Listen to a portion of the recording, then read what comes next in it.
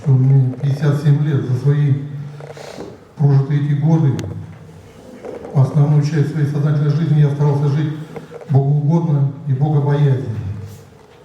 Я знал, что за мои жизненные какие-то дела сатанисты будут на меня нападать всегда.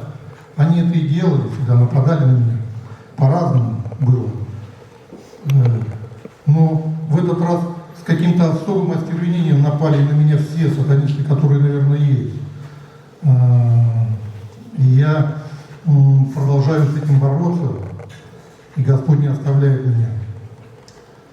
Я хотел бы сказать, что все эти сатанисты, которые напали и которые обложили меня ложью и клеветой, они думают, что все, что они делают, пройдет для них это бесследно. Но за чужого горя, как у нас говорят в России, счастья не построишь, да?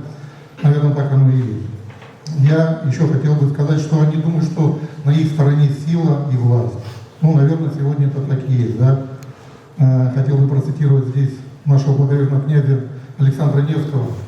Не в силе Бог, а в правде.